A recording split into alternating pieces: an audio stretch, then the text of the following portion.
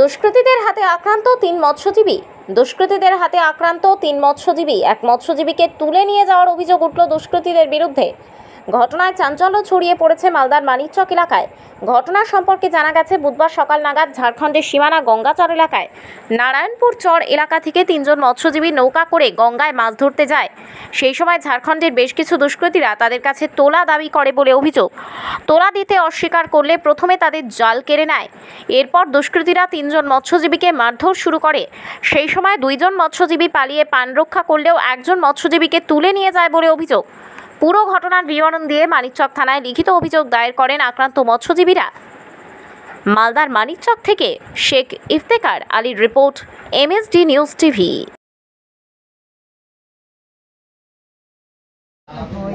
ওই নিচে মাছ ধরতে গিয়েছিলাম কিনা, তো ওই দু তিনটা মানুষ বলছিল নৌকা সাটা, তো আমরা সাটালাম। আমাদেরকে জাল উঠাচ্ছিল, তো আমরা বললাম যে কেন জাল উঠাচ্ছি, তো বলে নৌকাটা সাটা আমরা যাচ্ছি।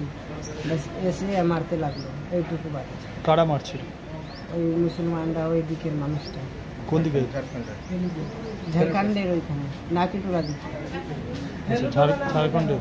কি জন্য মারছিল? আমরা জাল ফেলেছিলাম না, তো আমাদের জাল উঠাচ্ছিল। কোথায় জাল ফেলেছে? নদীতে? হ্যাঁ, নদীতে। তো আমরা মানা করলাম যে আমাদের জাল উঠাইস না, তো বললো নৌকাটা সাটা, তো আমরা সাটালাম, তো ধরে মারতে লাগলো। কজন ছিল ওরা? 4 জন। তোমাদের কজনকে মেরেছে? আমরা 4 জনাকে মেরেছি, 4 জন আমরাও ছিল। কি দিয়ে মেরেছে?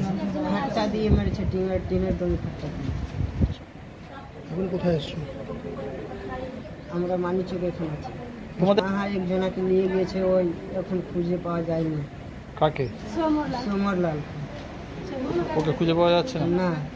ওরা কি মাছ ধরতে দিবে না নদীতে, ওটাই বলছে ওরা? হ্যাঁ, ওরা বলছে মাছ ধরতে দিব না নদীতে, বলছে ট্যাক্স লাগবে ধরবে। টাকা দিতে? হ্যাঁ। কি বলছে? টাকা দিতে হবে মাছ ধরলে। ওরা কি কোনো ধরনের দুষ্কৃতি আছে ওরা, যেটা তোলা তুলে?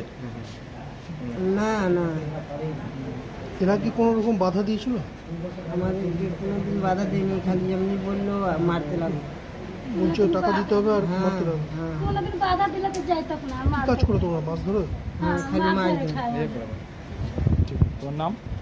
আমার নাম সিংহাসন।